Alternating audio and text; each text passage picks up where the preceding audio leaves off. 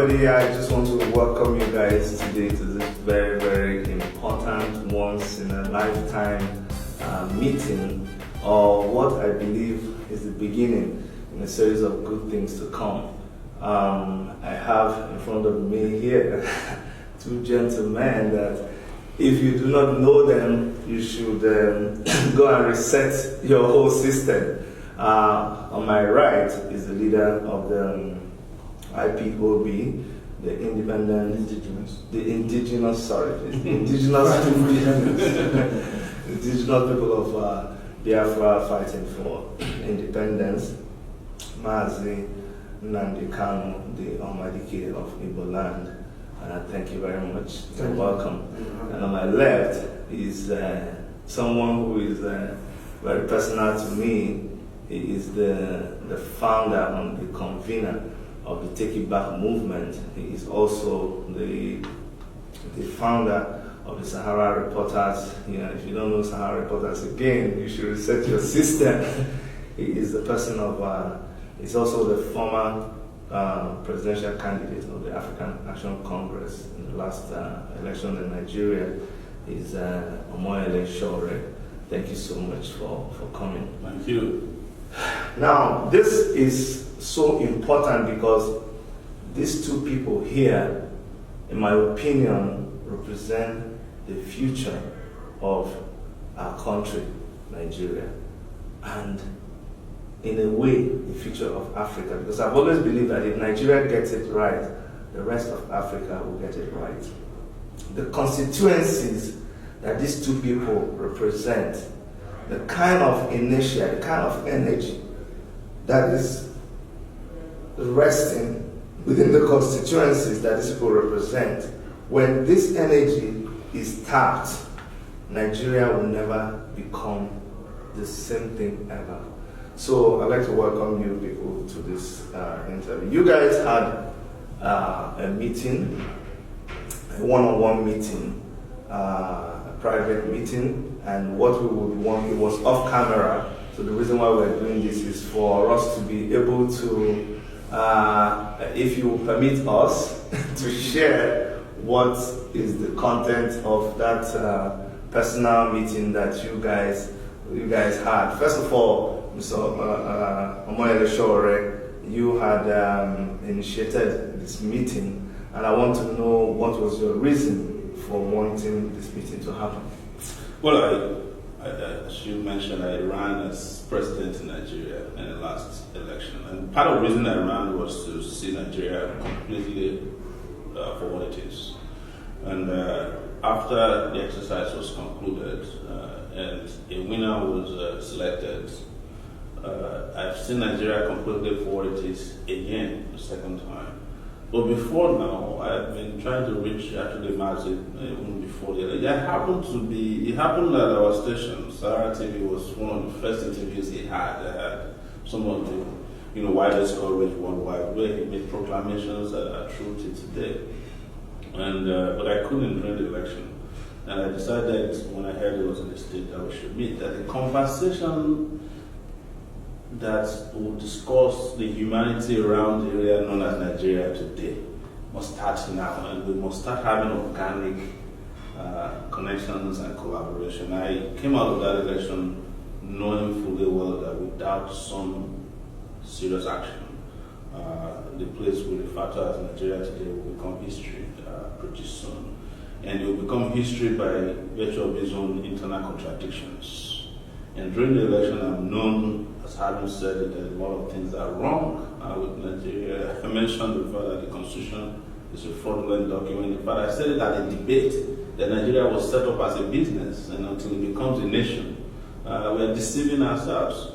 So, what you have said earlier is the energy that's in the room here today, but I think beyond that is also history that is being made here today.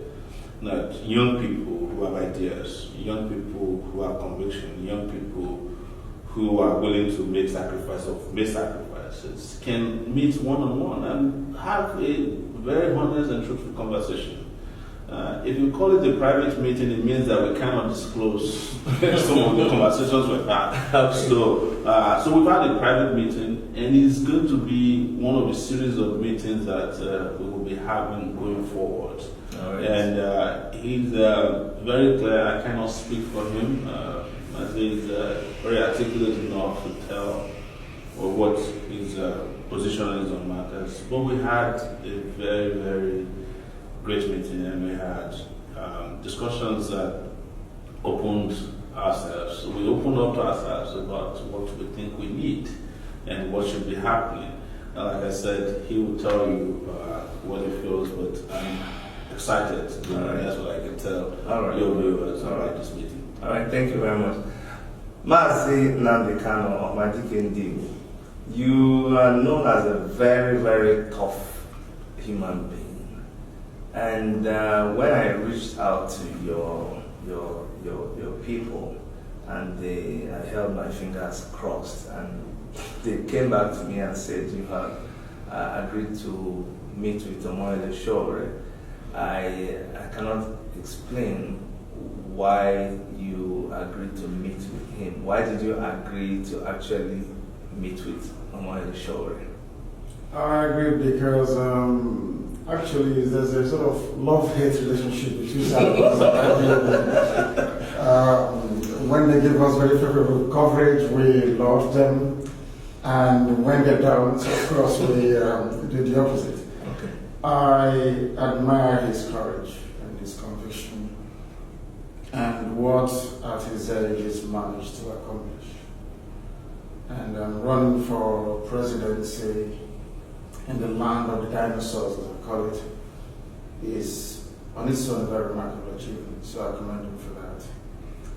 I also agree to this meeting because there are a lot of misconceptions about what we represent, what I represent in terms of the agitation for Biafra, which I think sometimes is lost in the haze of ethnic interpretation, I would call it.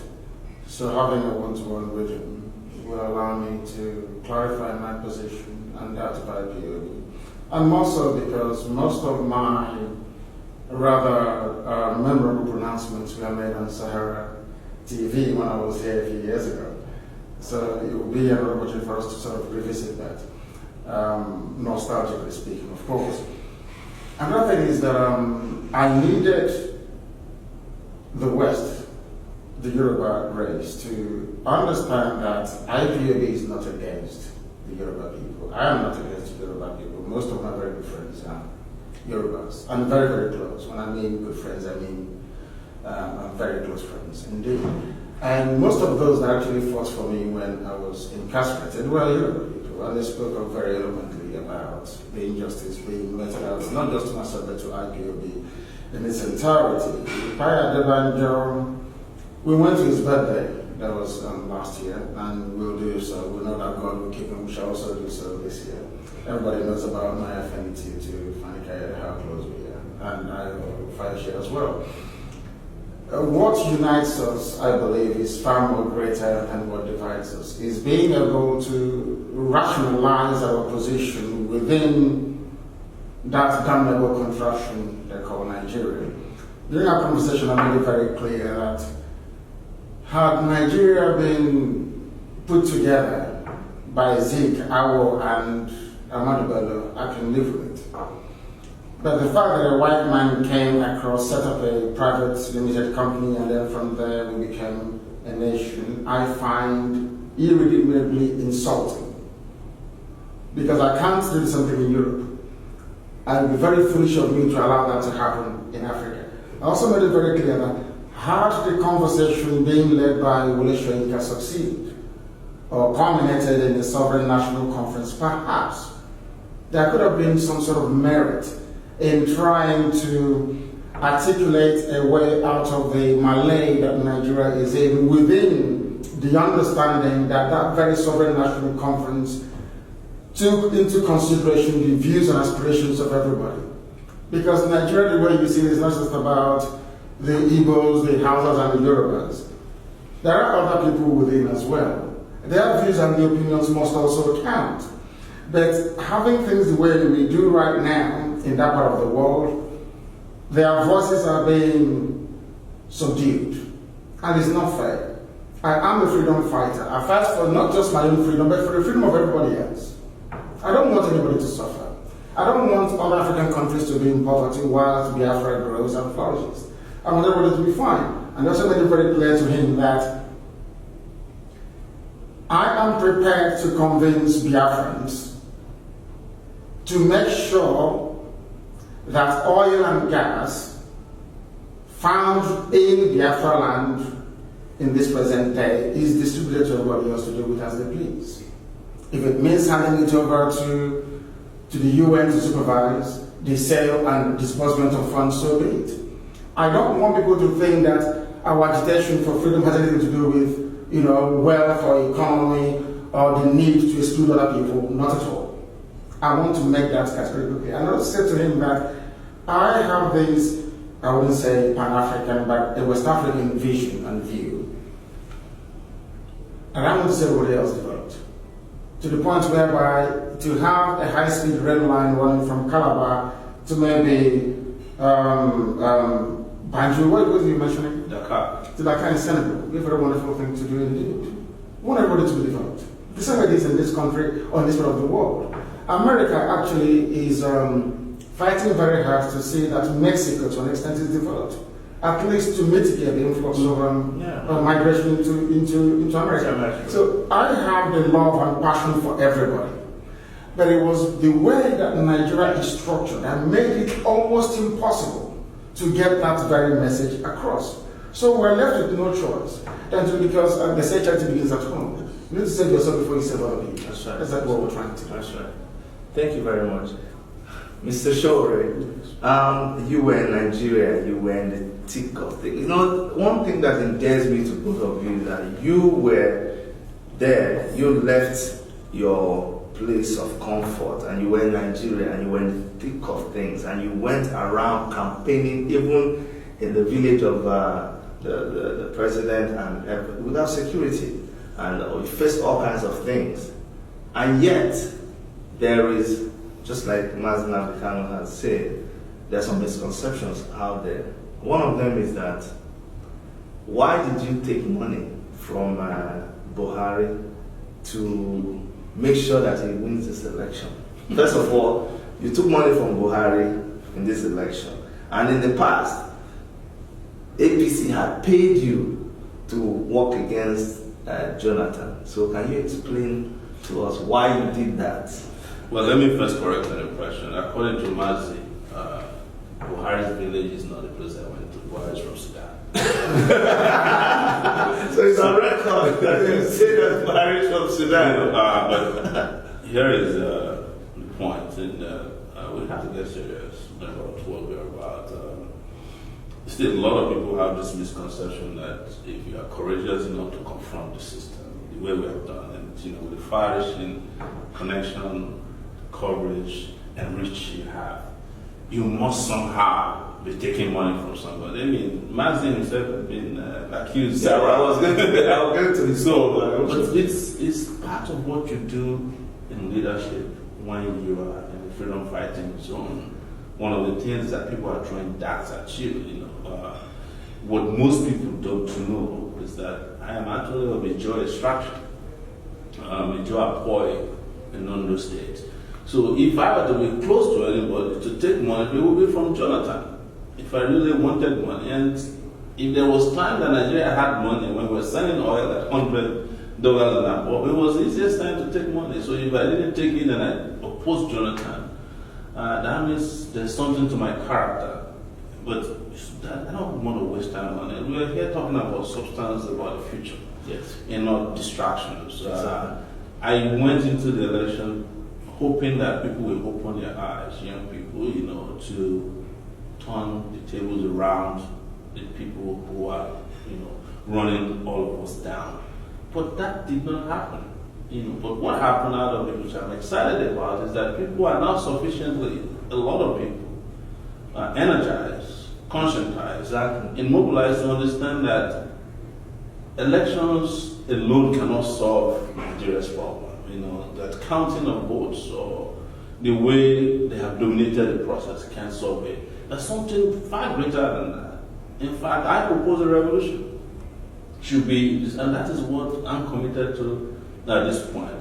And that is the reason why I align with anybody. And we've had these conversations in private.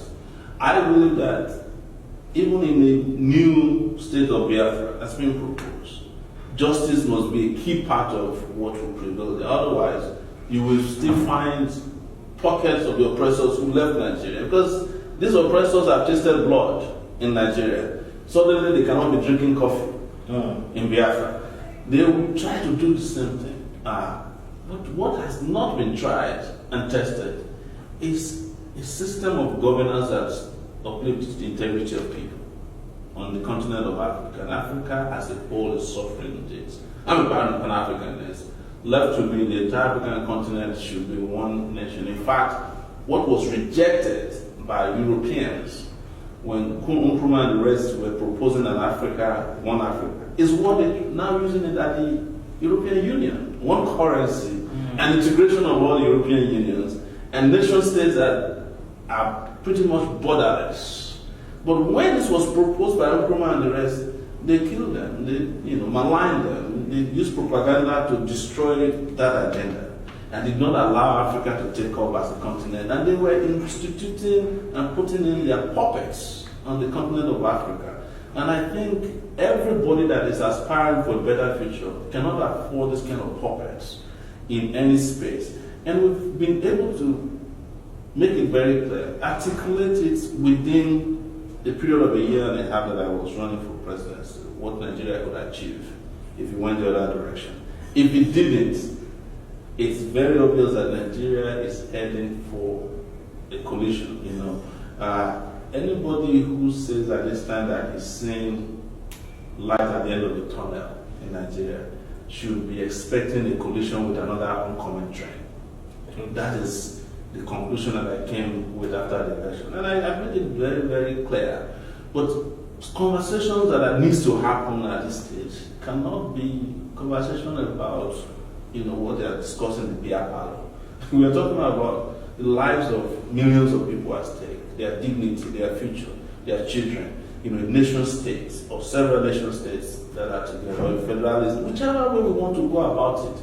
I'm here to discuss how we make it happen and how we make it happen as soon as possible before it gets too late. That's right.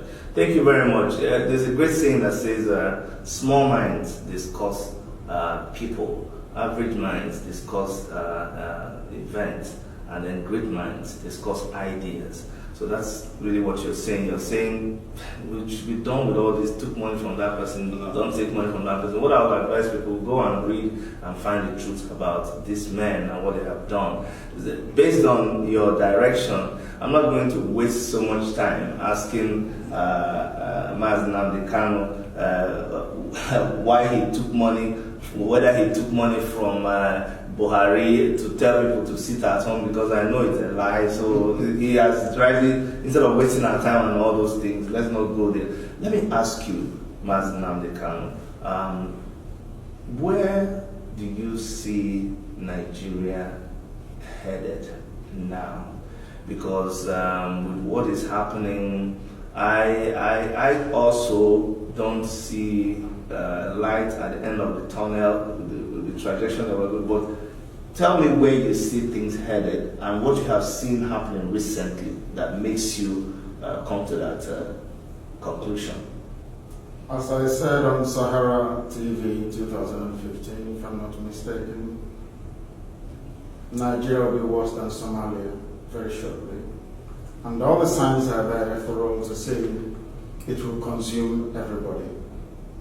Millions will die. The world will do nothing about it.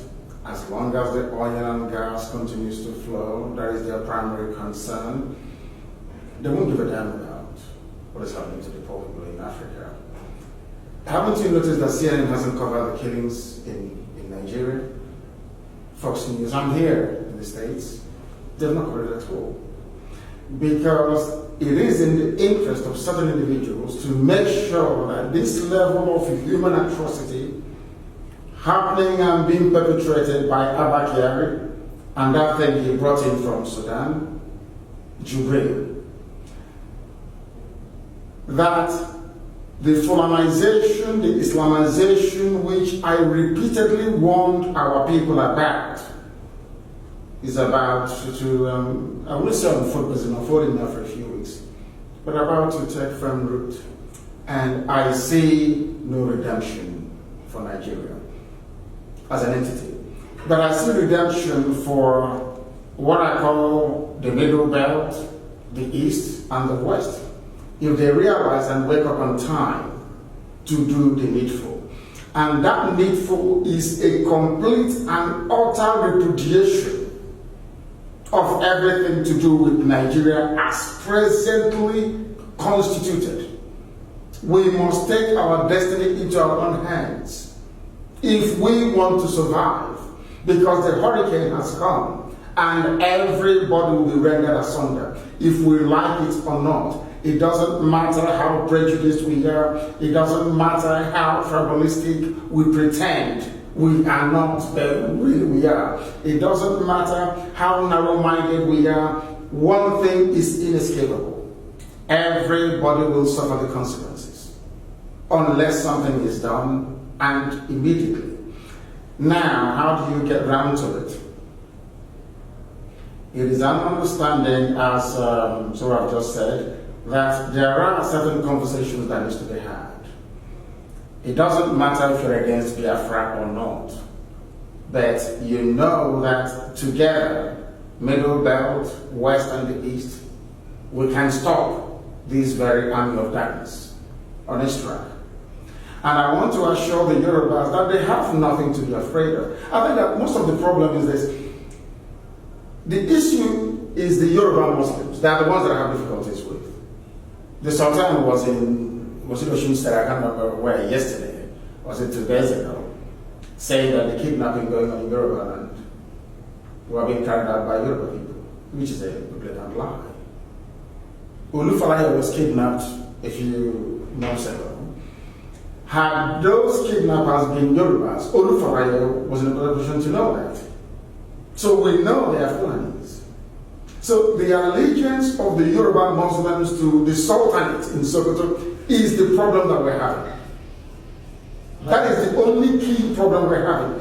Because I know and I believe very firmly that there are some people within the Yoruba intelligentsia, by which I include, of course, when I mean intelligentsia, I don't mean people that read only abroad between the 40s and the 60s. Once you can reason an intelligent person. I believe that they are prepared to, or I believe that they understand where we are going to. That Biafra doesn't mean the exclusion of other people. We can have Biafra, Oduduwa, and the Middle Belt State, and sometime in the future, should our people agree, come together to have a nation as we have in the EU, allow the people to decide in which direction they wish to head to. That's what we're saying. Anybody thinking otherwise, suggesting otherwise, or discussing otherwise is being disingenuous. You are lying to yourself. Because what Biafra represents is freedom for everybody. Both political, social, cultural, and economic freedom. This is something we want them to understand. And from there, birth will be given to this new consciousness within Africa that will allow us to adequately identify who our enemies are and be able to do something or put something in place on time to make sure that the level of meddling from outside forces is curtailed immensely. Thank you very much. Before I go to Kanu and Sowore, I know you've talked a lot in your speeches about, you say Yoruba pastors. Could you just address that? I want to know whether is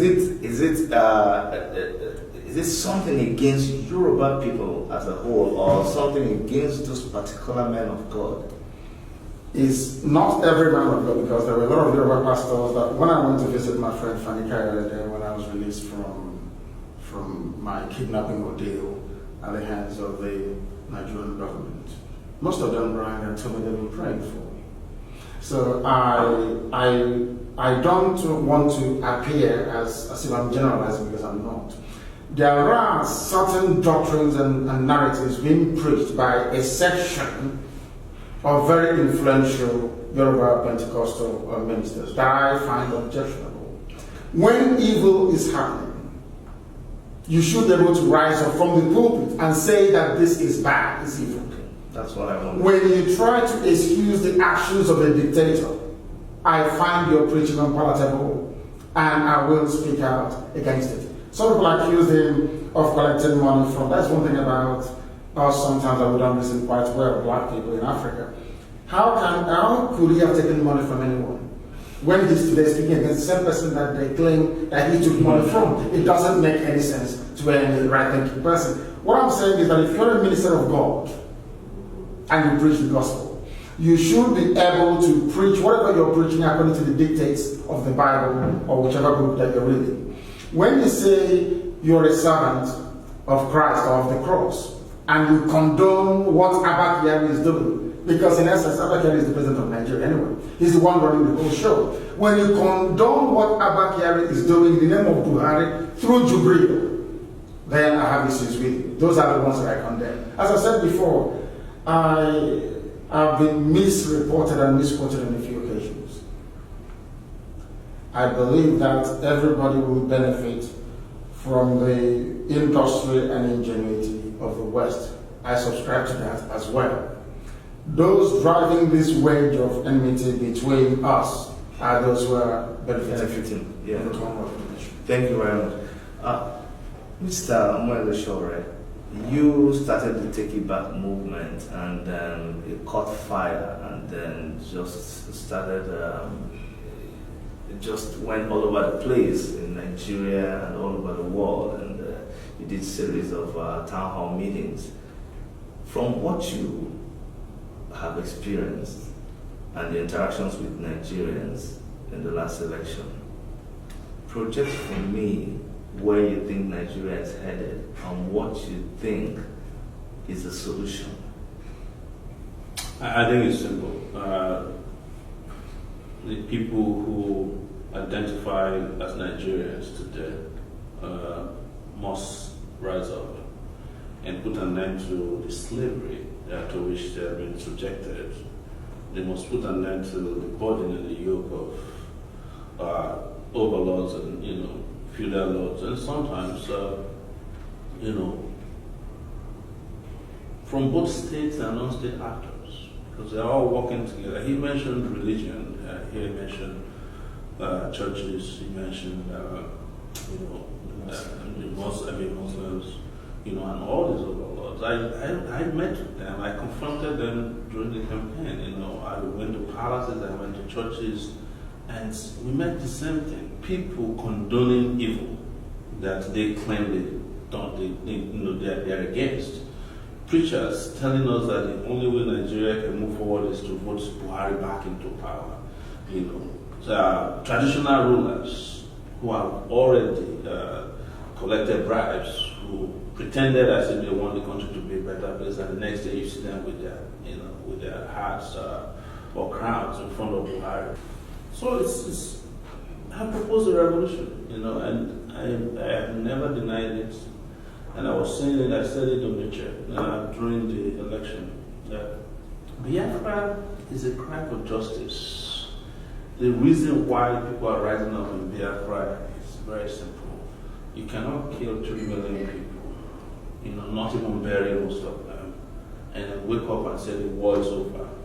You continue to oppress the people, you mistreat them, you maltreat them, you don't even apologize, as a starting point. The healing that needed to happen never happened. We just pretended as if nothing happened. Like by 1971, when I was born, we just started moving on as if nothing happened. And then we have left a tale of broken, murder and destruction. But I also said it at that time, that the bigger problem is that Nigeria cannot be, including Biafrans, cannot continue to be voting for people who carried out the killings, the Obasanjos of this world, The Buharis, these are the people who physically went to the southeast to carry out the murders we are talking about. You can't keep voting for them, you can't keep excusing them into power and expect for there to be any form of change. And when I said this, initially, as it is always represented, I was condemned. They said I was looking for attention, why should I bring out an issue that is dead? And I keep telling, if it's dead, why is it pursuing us? Why is it chasing us in every direction? So it is that understanding that brought me to the table today, and that's why I feel today is historic. We can sit here and speak volumes of words. We have demonstrated that we can speak, we can articulate. We have to demonstrate that we can fight. And it's up to us to decide how we fight. It's not up to the oppressor to decide how we respond. And I would leave it at that, because at this point, people should be setting up. When I went home the last time and discussed this in Nigeria, I told the communities that we met, I said, you have to start setting up communities of resistance in every corner of Nigeria if you want the country to be good, if you want anything at all. And resistance means different people different things for different people and in different regions.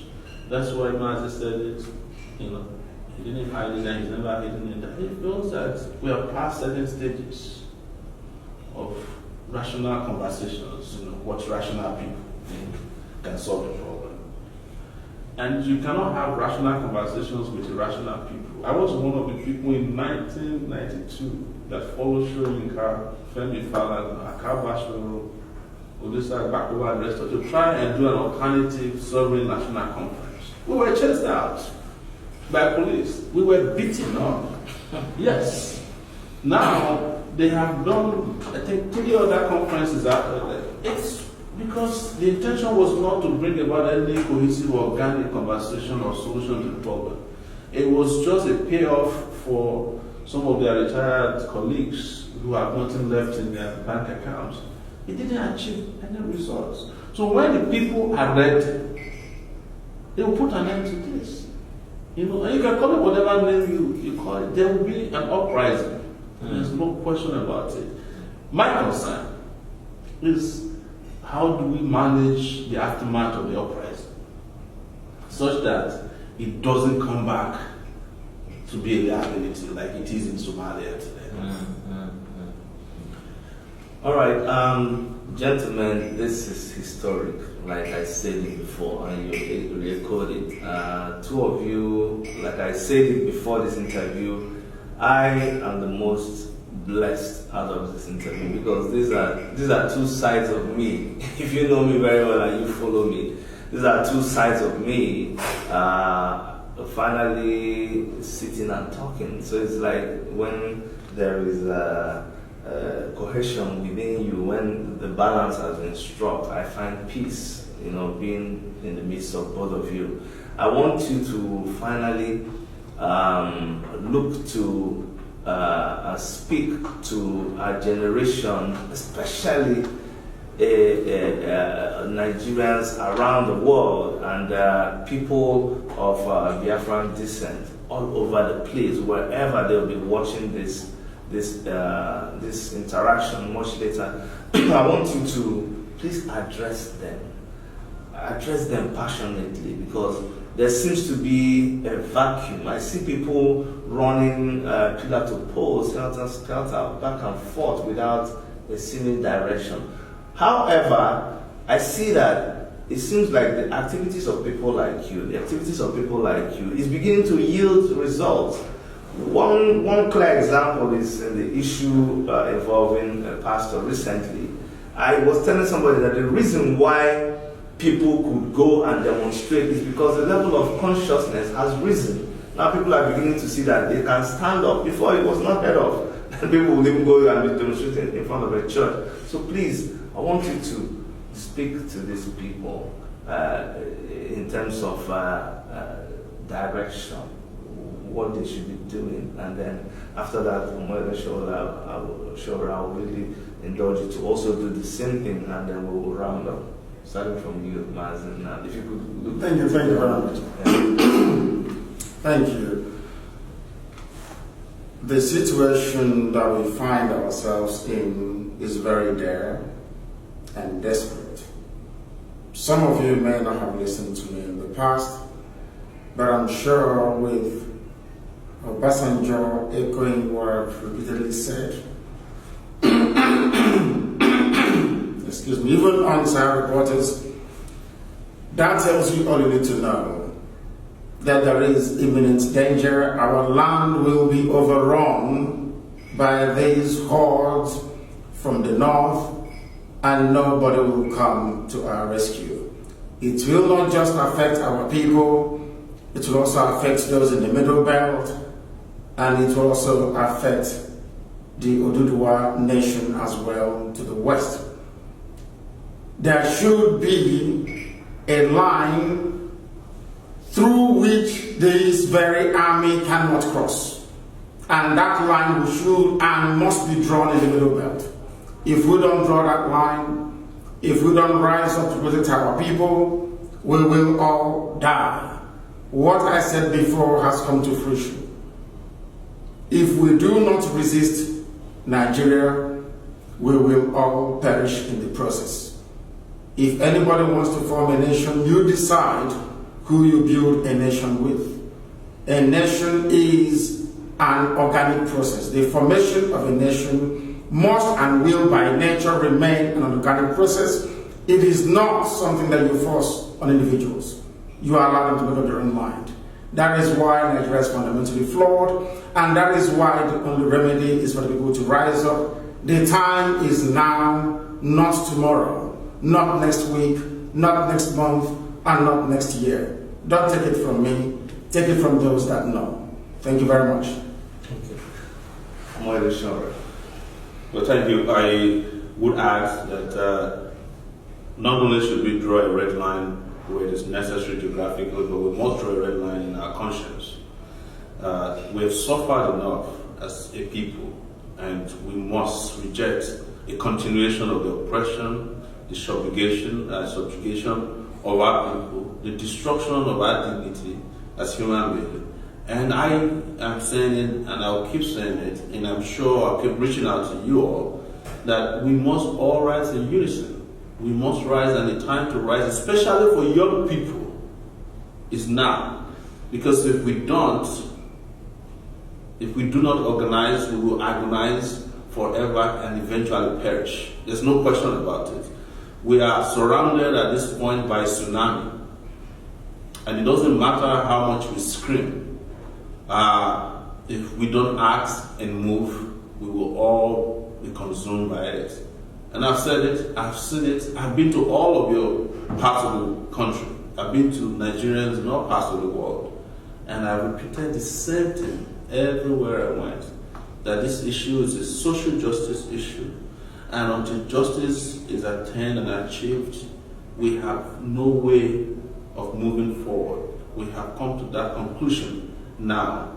But the next thing is for all of us to act. And that's why I want to thank Mazi today for the opportunity to have this meeting. And we'll continue a series of negotiation and conversation that will make this a reality one day. I am hopeful that after this historic meeting, another one will happen, and one in which we will declare freedom for all. Thank you very much. Thank you, Mazi Nnamdi, for accepting to this interview. Thank you, Mazi Nnamdi Kanu, for accepting. And like they used to do when we were kids, and to encourage people, I want of you to shake hands. Of course. Absolutely. Thank you very much. Thank you very much. Thank you. Thank you.